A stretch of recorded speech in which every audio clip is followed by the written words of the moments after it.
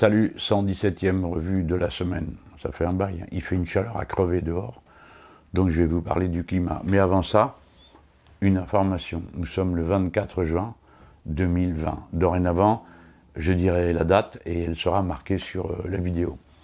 Pendant que j'en suis à vous dire de ce qui sera marqué sur la vidéo, c'est que dorénavant, le découpage interne de chaque revue de la semaine apparaît, et ça va être le cas pour toutes celles du passé, pas seulement pour celles du futur. Donc Antoine et moi, on est assez contents parce que ça met de l'ordre dans ce qu'on a fait, et nous, après, ça nous permet d'extraire des morceaux, de les titrer, de mettre un peu d'éditorialisation, parce qu'il apparaît souvent que ces bouts de revue de la semaine sont pas trop mal faits pour expliquer les choses, ou montrent qu'il y a une constance dans l'analyse que je présente aux revues de la semaine. Bon, allez, assez parlé, le générique.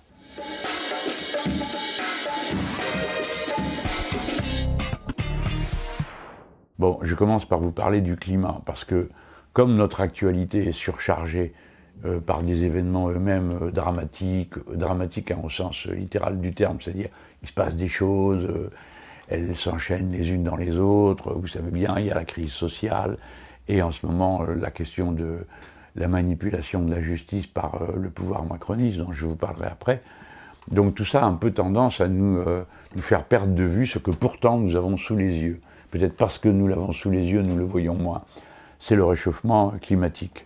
Alors, vous avez dû tous lire ça, voir passer ça sur les réseaux sociaux. La température a monté d'un coup en Sibérie. Il y a maintenant un niveau d'incendie qui est comparable à celui de l'année passée, que l'on considérait comme un accident tragique de l'histoire, etc. Il semblerait donc que ça va devenir plutôt la norme avec le réchauffement. Évidemment, le réchauffement aussi violent à un point du globe, hein, car le réchauffement n'est pas uniforme sur la planète, il est plus fort au debout et au milieu, hein, a un impact sur la totalité du système climat, parce que le système climat, c'est un tout, il n'y a pas de trou dedans, encore heureux, hein, et donc quand c'est perturbé à un endroit, ça perturbe tout le reste. Mais un écart pareil de température à l'endroit où se formaient les vents froids va donc par nécessité atteindre le climat partout et déclencher des variations climatiques inouïes et jamais vues. Alors c'est dans ce contexte qu'on va aborder les mois d'été et les mois qui viennent devant nous. Donc il faut bien comprendre, les gens, que nous allons avoir affaire à quelque chose qu'on a déjà connu, une catastrophe collective. La récente, c'était le Covid, multiplié par X, parce que personne ne sait ce que ça donne, des tornades, des vents ultra-violents, des sécheresses qui dévastent tout, sur l'ensemble de l'organisation de la société. Là, on ne parle pas simplement de savoir s'il fait chaud ou frais, hein. On parle de savoir si les poteaux électriques sont tous par terre, si les centrales ici ou là sont mises à mal, s'il y a encore de l'eau dans les rivières, et quelles conséquences ça a pour les autres aspects de la production. Donc c'est de ça dont on parle, c'est-à-dire du contenu social au sens de organisation de la société humaine qui résulte du changement climatique. Ce sont des événements d'une extrême importance. C'est ce qui me conduit à dire que moi je voudrais que les Insoumis, je vais faire cette proposition, centralisent une question par rapport à tout ça. Il y a une question dont je n'ai cessé de parler dans ces revues de la semaine, c'est la question de l'eau. Je reviens encore une fois dessus. L'eau potable, c'est à peine 2,6% du total de la flotte disponible sur la planète. C'est une quantité très petite. Et par conséquent, les êtres humains, eux, ils dépendent absolument de cette eau potable. Celle qu'ils trouveront et celle qu'ils devront fabriquer. On a tellement pourri l'eau potable existante que du coup, maintenant, il va falloir penser à produire cette eau potable à partir de l'eau qui ne l'est plus. Alors ça veut dire la réquisition et l'organisation massive de cette production d'eau ou de la protection des stocks d'eau qui existent. Parce que c'est pas parce qu'on va manquer d'eau potable qu'il faut laisser faire des trous partout et vider les nappes phréatiques pour planter du maïs dont on n'a pas besoin ou des choses de cette nature. Alors évidemment, il va y avoir des cris d'orfraie parce que ceux qui dépendent très directement de l'usage de masse de cette eau, je les entends déjà dire « vous ne pouvez pas nous priver de ça, nous en avons besoin, vous voulez créer du chômage, etc. » En vérité, c'est fabriquer de l'eau qui va créer de l'emploi. Mais enfin bon. Et puis il y a un deuxième aspect, c'est le danger public commun. Si les rivières baissent de niveau, virgule, si l'eau se réchauffe, alors on a, nous les Français, un problème colossal, que les autres n'ont pas, mais nous les Français on l'a. C'est que pour refroidir les centrales nucléaires, il faut de l'eau froide, il ne faut pas de l'eau chaude. Hein. Et nous avons le problème avec la Seine, nous avons le problème avec le Rhône, avec la Saône, et plusieurs autres grands fleuves français qui sont utilisés, dont l'eau est utilisée, ou celle du fleuve directement, ou d'un affluent, pour refroidir les centrales nucléaires. Donc pour nous, ça va être un problème considérable que d'abord d'être assez vigilant pour surveiller le réchauffement de l'eau et de la centrale elle-même, et j'adjure que les pouvoirs publics prennent des mesures d'exception pour la surveillance des centrales nucléaires, et qu'on n'aille pas après dire « ah bon, on manquait de monde », ou on n'était pas au courant, ou on pensait que ça s'arrangerait, etc. Il faut que les seuils d'alerte soient connus de tous et soient bien pratiqués. De même, les populations qui vivent aux alentours des centrales nucléaires, c'est-à-dire à peu près 100 km de ces centrales nucléaires, moi je recommande aux gens de s'assurer qu'ils ont bien les pastilles d'iode qui doivent être consommées s'il y a un accident, même lointain encore une fois, ou même très partiel. Alors s'il n'y a pas d'accident, bah, tant mieux, mais s'il y en a un, mieux vaut être préparé. Assurez-vous que vous avez vos capsules d'iode qui protègent en partie, notamment vos thyroïdes, du cancer. Bon, voilà, je voulais vous dire ça parce que souvent, il faut vraiment que les événements soient maouz pour que les gens s'en préoccupent. Mais surtout, ce qu'il faut, c'est qu'on comprenne la fragilité du système climat. Je vais vous donner un autre exemple.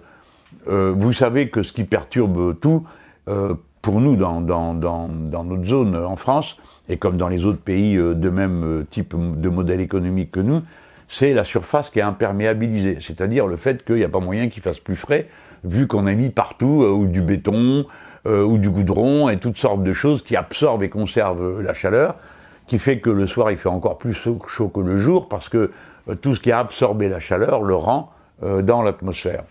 Alors ça, c'est des petits désagréments pour nous, qui avons à souffrir en ville de chaleur nocturne tout à fait étouffante, mais il faut bien considérer les masses dont on parle. Parce que nous autres, les insoumis, on a dit comme objectif, pas plus de 10% du total de la surface de notre pays doit être imperméabilisé, pas plus de 10%. Alors, question, on est à combien aujourd'hui? Voilà. Alors ça, c'est aujourd'hui, on est à 9,5% du total de la surface de notre pays qui est imperméabilisé par des routes, des dalles, des parkings, des immeubles qui sont construits côte à côte avec des rues et des trottoirs. Vous voyez qu'on est sur des quantités comme ça, quand on dit 9,5, 10, on se dit, bah, il n'y a vraiment pas de quoi se relever la nuit, quoi. Bon, c'est très peu. Ben non, c'est beaucoup par rapport au système climat, et c'est beaucoup par rapport à ce que nous vivons. D'où la nécessité de végétaliser autant qu'on peut les villes pour y mettre de la fraîcheur et y recréer un écosystème qui soit compatible avec la vie de la biodiversité.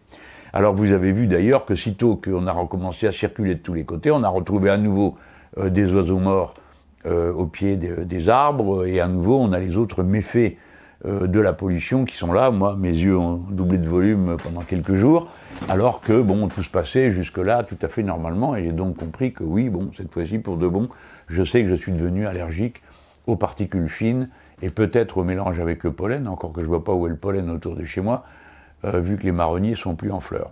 Mais voilà, je voulais vous dire ça pour que, au moins, à travers ce dialogue un peu singulier que nous avons, vous ayez la vigie d'alerte et que vous compreniez que ça va avoir une conséquence politique sur la façon dont on vit, mais sur les choix que vous avez à faire. Hein. Donc, je préfère le dire franchement, entre une politique écologique de réparation, mais bon, où on va pas trop loin, quoi, hein, et une politique de rupture avec le modèle économique dominant, il va falloir vous décider. Hein. Alors, je ne jette pas la pierre à ceux qui ne pensent pas comme nous, hein, qu'il faut une rupture nette, franche et massive avec le système productiviste actuel, mais je voudrais vous dire que c'est là qu'est le choix. Le choix, il n'est pas à qui est plus écologique ou moins écologique, c'est pas la question. Dorénavant, l'écologie est dans tous les partis, dans tous les programmes de partis. La question qui se pose, c'est de savoir à quoi servent ces programmes. C'est-à-dire, est-ce qu'ils vont changer les choses ou pas, ou à moitié, ou en partie. Alors les Insoumis, comme vous le savez, depuis le début et depuis leur programme L'Avenir en commun, se prononce pour la planification écologique, parce que sinon c'est du pipeau ce qui se raconte. Si, quand vous changez à un endroit, vous ne changez pas le reste de la chaîne de production en amont et de la chaîne de consommation en aval, ben vous ne changez rien du tout. Voilà. Vous ne pouvez pas dire on va changer l'industrie automobile, donner des subventions à l'industrie automobile et attendre que ça se passe, parce que ça ne se passera pas. Mais il faut planifier aussi, parce que les gens qui travaillent dans l'industrie automobile, ils ont le droit de vivre, ils ont le droit de gagner leur vie avec un salaire et d'en vivre dignement. Sans planification, il n'y aura pas de changement. Ou ceux qui vous proposent des changements, c'est des changements cosmétiques, c'est-à-dire on arrange un petit peu par-ci, un petit peu par-là, en espérant que bon, tout le monde sera content, puis à vous tous, on vous dira, oubliez pas de trier vos déchets, parce que c'est très important, c'est vrai que c'est important. Mais franchement, c'est pas ça qui va régler le problème du changement climatique. Bon, je passe au sujet suivant. Bon, le sujet suivant, il est sérieux. Ça fait des mois que nous autres, les Insoumis, on a dit qu'il y avait un problème avec la justice. Alors, il y avait des gens qui disaient, écoutez, vous en faites quand même beaucoup, quoi. Alors, vous avez un problème avec la police. Bon, maintenant, ça va, tout le monde est d'accord et a compris qu'il y a un gros problème avec la police. Et évidemment, les malins de service viennent derrière pour tout rendre compliqué, hein. Dire que par exemple je propose de désarmer la police, c'est-à-dire qu'il n'y aura plus une seule arme dans la police, une connerie sans nom, j'ai jamais dit ça, et je ne le pense pas, j'ai dit qu'il fallait en désarmer certains. Et alors j'ai entendu, ça m'a fait marrer, le Premier ministre dire « Ah, c'est une idée cocasse ». Bah oui mon bonhomme, il y a un paquet de pays qui sont cocasses, on peut même dire que c'est ceux qui désarment pas qui sont cocasses. Alors ça tombe bien, on est en bonne compagnie, hein. Qui c'est qui désarme pas? La Turquie, vous allez pouvoir être fiers comme des Turcs. Les Hongrois, bon, d'accord, le gouvernement est fascistoïde, et la Pologne, où ils sont d'extrême droite. Alors avec nous, ça fait les 4. Hein, voilà. Voilà les 4 pays qui continuent à autoriser le LBD, les tirs de grenades en caoutchouc, les lacrymos aspergés sur les gens, etc., etc. Alors, bon, je laisse ça de côté parce que maintenant, ça va, tout le monde a compris. Il n'y en a plus un seul qui vient me dire « Monsieur Mélenchon, vous avez exagéré en parlant de barbares. Hein. » J'aimerais bien quand même avoir un, quand même, qu'il reste un, parmi tous ceux qui m'ont jeté des pierres pendant des soirées à la télévision à faire les malins avec l'horaire de Monsieur Je sais tout et Madame J'ai tout vu. Hein. Bon, bah voilà, il n'en reste plus un. Et maintenant, ils sont là à ramer. Hier soir, j'ai regardé une séquence sur BFM, c'était trop drôle, il y avait 2 journalistes qui étaient là en train de relativiser le fait que, oui d'accord, des policiers étaient entrés dans un restaurant et tabassaient les gens qui étaient là, notamment une femme. Alors ils étaient là à défendre tout ça, ils n'avaient pas ce genre de grâce, hein, quand il s'agissait de défendre les pauvres gens qui ont eu un œil crevé, une main arrachée, qui ont été jetés par terre, qui ont été accusés d'outrage, hein. 28 000 plaintes pour outrage l'année dernière de la police, c'est pas génial ça? Parce que le gars, il prend son papier, il marque outrage. Et forcément, il sait qui c'est le mec en face de lui. Il vient de contrôler ses papiers. Outrage, monsieur machin. Toc, une affaire résolue. Grandiose, non? Alors après, il publie des statistiques. L'agent, machin chose, a résolu 10 affaires, 20 affaires. Oui, c'est des affaires qu'il a lui-même provoquées en provoquant les outrages. Bon, on met tout ça de côté. Mais la justice, là, bon, c'est pas de même nature, quoi. C'est un système, on attend beaucoup de la justice. Au fond, c'est la corde de rappel. Si vous avez un différend avec quelqu'un, bah, c'est la justice qui vient dire qu'il a raison. Si vous avez plus ça, c'est la loi de la jungle. Donc, ceux qui pervertissent la justice ou qui la truquent sont des grands criminels et sont des gens qui sont extrêmement nuisibles à la République parce que ça perturbe une machine qui est essentielle au fonctionnement de la société et on peut pas rectifier. Quand il y a eu les perquisitions contre la LFI et contre moi, nous vous avions dit, c'est une première.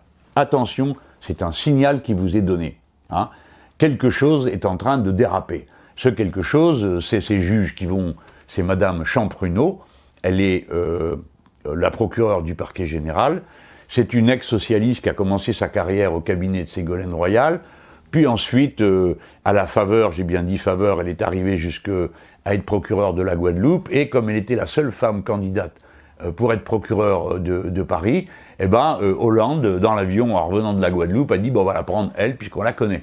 Donc elle s'est retrouvée procureure générale. Bon, après tout, la vie est faite de tout, hein, pour tout le monde, pourquoi pas cette façon-là. Mais à ce moment-là, se mettait en place le PS Connection de la justice. Alors c'est un ensemble de personnes qui, à ce moment-là, avaient Hollande comme protecteur, mais ils faisaient que d'arriver, ils s'installaient, ils plaçaient leurs gens, etc. Et vous avez comme ça tout un réseau, vous retrouvez les signatures des gens qui signaient, vous verrez ça, des juges qui signaient des textes à publier dans la presse, avec Madame Belloubet, le secteur PS de la justice. Alors ces gens, évidemment, ils se sont mis en réseau, ils ont commencé à pousser les autres, hein, c'est-à-dire ceux de droite, évidemment, pour chaque fois qu'il y avait une place qui était en balance. Et puis, ils en étaient là, de leur petite bataille corporatiste, quand arrive le changement Macron. Donc, toute une partie de ce réseau passe à la Macronie. Mais quand ils arrivent dans la Macronie, qui c'est qu'ils trouvent? Ah, ceux avec lesquels ils étaient en concurrence, qui venaient de la droite. Donc, vous avez deux réseaux qui ont fusionné. Le réseau socialiste installé sous Hollande autour de Madame Belloubet, qui en était le grand chef, et les réseaux, certains réseaux de droite passés à la Macronie. Et voilà comment ces gens ont commencé à faire des choses ensemble qui sont pas très recommandables, notamment à intervenir dans les affaires politiques, parce que ça, c'est Madame Champrenault qui a commencé le grand style. Donc, je rappelle, une femme d'extrême droite me met en cause en disant que mes assistants parlementaires ont fait de la politique. Le rapporteur, le président de la commission des comptes de campagne dit qu'il faut regarder mes comptes une semaine après les avoir validés, et ça déclenche 100 policiers qui interviennent, 10 substituts des procureurs, 17 sites perquisitionnés. Hein. Voilà, ça c'est le traitement politique de deux affaires du siècle avec Jean-Luc Mélenchon. Donc c'était tellement disproportionné. Le président du Sénat avait dit « ce sont les méthodes qu'on applique au grand banditisme ». Alors bon, écoutez, j'ai bien des défauts, mais je suis pas ça, quoi. Ni moi, ni tous ceux qui travaillent avec moi ne méritaient d'être traités de cette manière-là. Et la Champrenault, évidemment, elle est immédiatement courue dans la presse, ils étaient trop contents, la presse, ah là là. Alors, si vous voulez, c'est le côté, c'est même pas un complot, c'est juste aux pauvres types réunis, quoi. C'est-à-dire qu'il y en a un qui fait n'importe quoi pour se faire remarquer de la hiérarchie, l'autre il raconte dans son journal ce qui peut nuire pour qu'il y ait du sang et qu'il y a un peu de... Et donc c'est ce qu'on appelle un effet de système, pour employer les grands mots, mais en réalité c'est un effet de système de la sottise, hein, et de la vulgarité réunie. Alors évidemment tous ces gens-là, comme des irresponsables, au lieu de bloquer net ce qui était visiblement une offensive politique, qu'on aime ou qu'on n'aime pas, c'est pas le sujet, qu'on aime ou qu'on n'aime pas les insoumis, eh ben ils ont servi la soupe au réseau dans la justice, parce qu'ils leur ont prouvé que ça marchait. Il suffisait qu'ils s'attaquent à quelqu'un, et aussitôt arrivé derrière, la meute médiatique, la meute policière, et la meute de la corporation. C'est une erreur terrible qui a été faite, et d'ailleurs, elle s'est immédiatement payée. Juste derrière les perquisitions démarre le mouvement Gilets jaunes.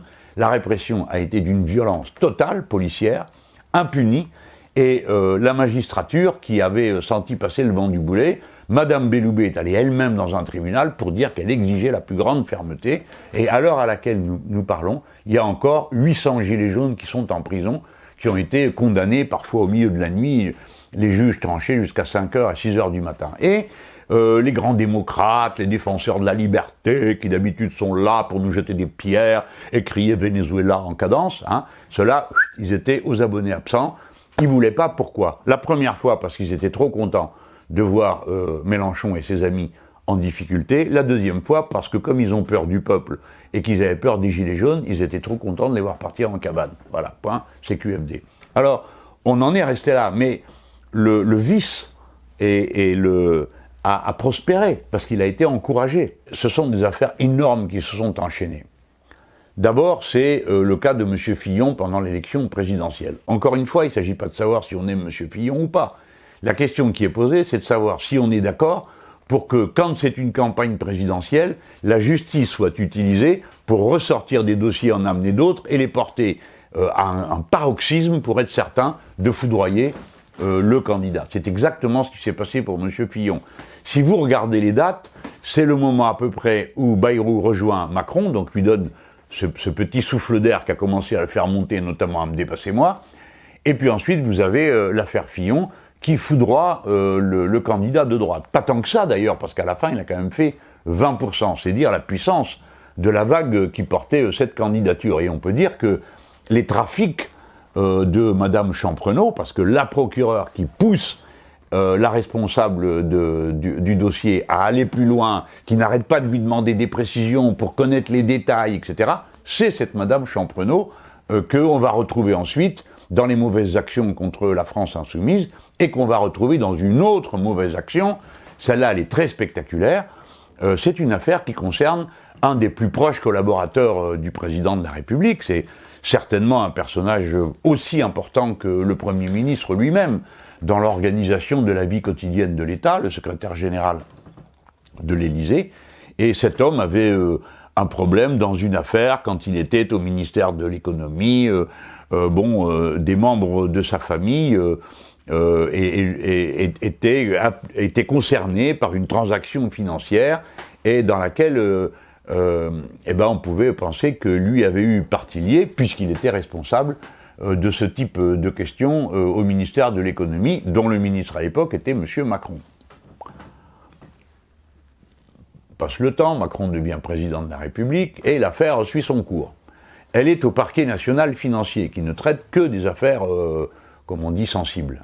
Elle est au parquet national financier, et la procureure, c'est Madame Oulette. La même Madame Oulette dont on parle à propos de ce qu'elle a déclaré, des pressions qu'elle a subies dans l'affaire Fillon. Et cette Madame Oulette, le moment est venu pour elle de partir à la retraite.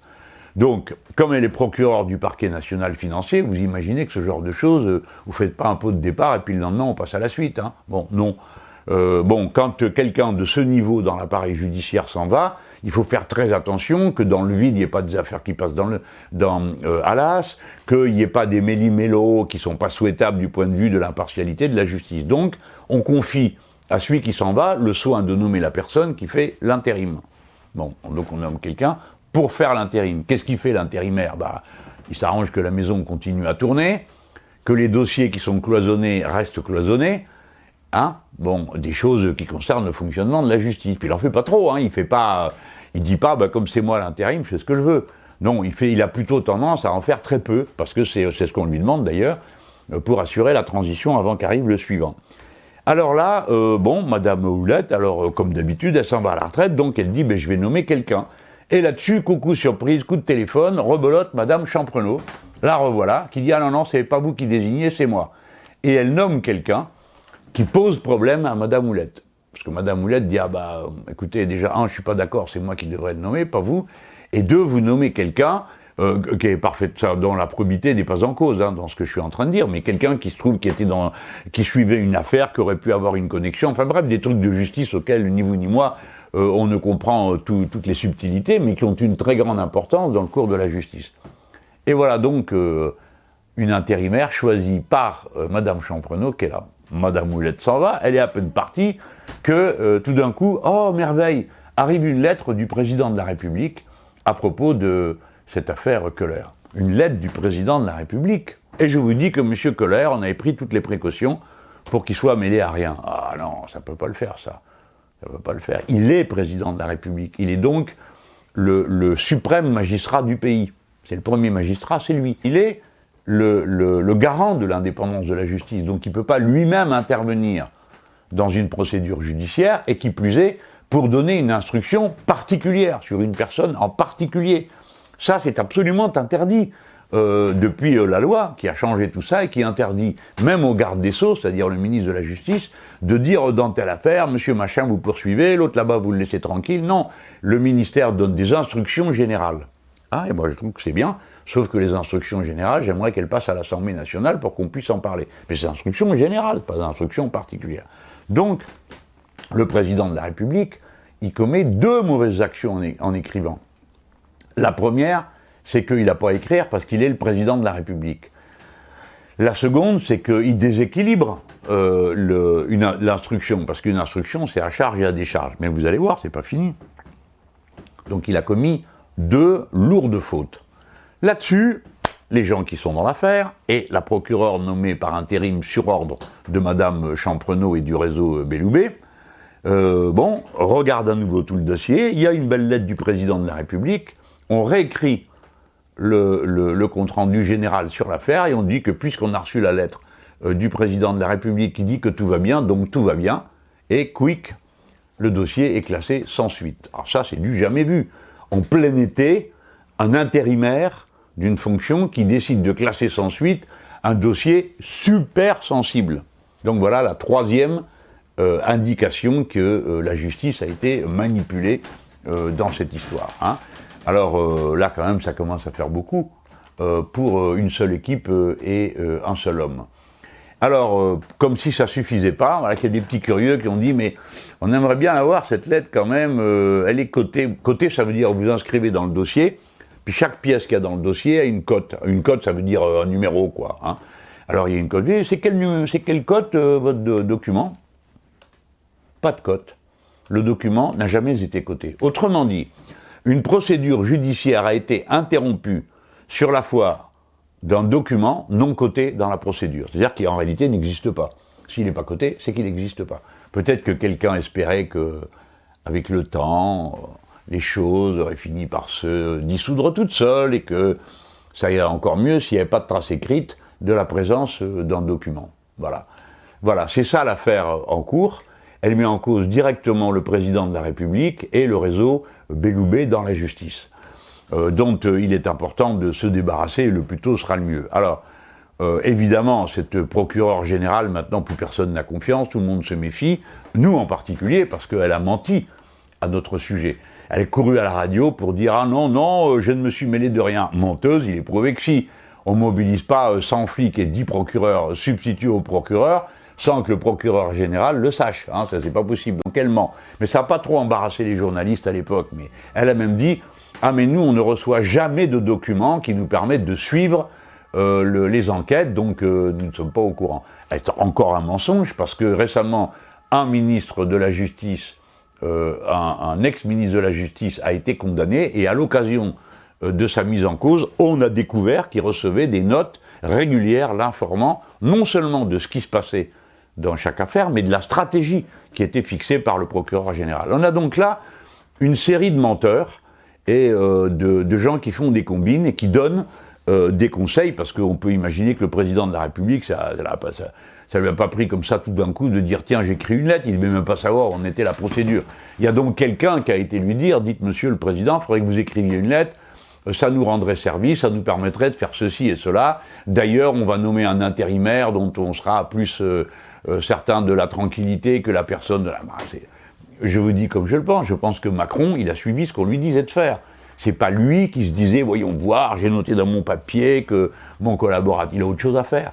Donc, on lui a conseillé de faire ça. Et moi, j'aimerais bien savoir qui lui a conseillé de faire ça. Alors bon, on le saura sans doute jamais.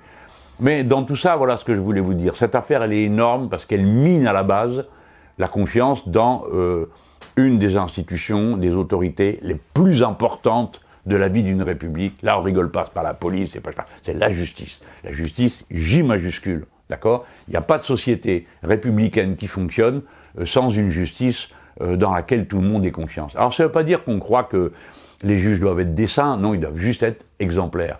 Ça ne veut pas dire qu'on ne pense pas que les juges ont des opinions politiques, mais tout le monde en a, et encore normal qu'ils en aient une, ce sont des citoyens. Mais on veut que dans leur manière de travailler, ce soit la loi, rien que la loi et toute la loi, et pas autre chose. Et c'est ce qui se passe en général. Alors, vous me direz, on n'est pas très avancé, parce que la loi, comme elle est faite par les puissants et par les riches, c'est souvent qu'elle est très dure aux pauvres. On en est d'accord, mais ça, c'est pas la faute des juges. Ça, c'est les fautes de la loi et des majorités politiques. Donc, il ne faut pas tout mélanger. Hein. Voilà. Alors, je voudrais aussi terminer en félicitant la commission d'enquête parlementaire sur l'indépendance de la justice, qui est présidée par le député du Nord, Hugo Bernalicis, qui est un insoumis, remarquable par sa jeunesse, sa connaissance des dossiers, son application au travail, qui fait que dans tout ce qu'il a mis en route, tout est nickel. Il n'y a pas de manœuvre. Le rapporteur de la commission, comme c'est l'usage, est un membre de la majorité de la République En Marche, mais on peut aussi penser qu'un membre de la République En Marche lambda, on peut espérer que lui, il a aussi intérêt à ce que les choses se passent bien.